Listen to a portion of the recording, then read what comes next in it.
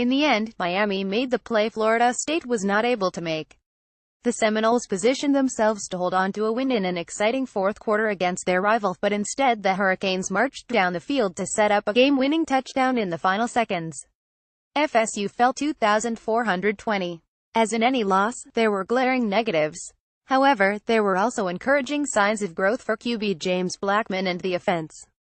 Coach Jimbo Fisher provides some interesting insight into the ups and downs of FSU's loss during his weekly TV show. As always, we break down some of the more telling comments from Fisher below, and you can watch the entire episode here on FSU's first drive. QB James Blackman opted to scramble for a gain well short of a first down instead of throwing to his initial read on third down. Fisher said Blackman made the right read, but didn't trust what he saw. It's an interesting glimpse into the inside of a true freshman that is still trying to quickly analyze everything that he's seeing. James just hesitated a second, but we had it, Fisher said. Play DT DeMarcus Christmas came up with a tackle for loss on Miami's initial drive. He's showing increased confidence this season, trusting what he's seeing as he makes decisive decisions and finishes plays. Fisher praised both Christmas and Derek Nottie for their play. Blackman is sacked to end this drive, although Fisher points out that he could have worked the other side of the field on his read instead of succumbing to pressure. FSU is opening up the playbook some for Blackman, and higher expectations are clearly being placed on the rookie. Fisher also said Blackman needs to keep both hands on the ball when pressure comes in order to avoid a fumble.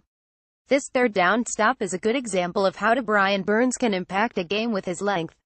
Even though he doesn't get to the QB, his wingspan forces Malik Rozier to loft the ball too high, resulting in an incompletion on a short throw. Play RB Jacques Patrick with good patience, breaking off a big run when Miami initially bottled him up. Fisher said the big back did a little too much wiggling around in the open field. The object is to get in the end zone, in a straight line. Play Fisher is excited about what Blackman brings to the offense in terms of his mobility. He likes the way the QB ran this zone read. CB Lavonte Taylor gets a shout-out for defending this pass. A really nice job breaking up a pass to a wide receiver that's half a foot taller than him. Play Fisher said FSU is getting the tight ends back, more involved with what we're doing. This is something that should come with experience, but Fisher notes that Blackman missed a couple open throws here while scrambling. Had his eyes up, but didn't see it. The run blocking was really good versus Miami. Look at the push the group got here to let Patrick get about 9 yards. The offensive line is really improving. Here's an example of Blackman's growth. On the play above, in which Fisher said Blackman had his eyes up, but didn't see it, the QB missed a crossing pattern. FSU runs the same play here, and this time Blackman sees it and connects with Keith Gavin over the middle. Play a disastrous sequence here for FSU as it gets to Miami's 40. First, FB Jonathan Vickers misses a block that results in a tackles for loss. Trying to make up some yardage on 3rd 15, Blackman forces a throw into coverage, resulting in an interception. Fisher said Auden Tate had a bad angle on his pattern and should have continued moving upfield. Fisher puts this blown coverage in cover 2 on the safety airman lane, stating the safety has to be off the hash. We're in cover 2, there's no inside or vertical. We cannot allow that to happen, that's as simple as that gets. Blackman's second interception was a matter of him being too greedy, according to Fisher. Instead of taking a open receiver underneath, Blackman forces the ball downfield into tight coverage. Play Braxton Berrios scored a touchdown on a China play smash pattern to the corner here. Fisher says it was simply a perfectly placed pass back shoulder throw and only on one a little foreshadowing.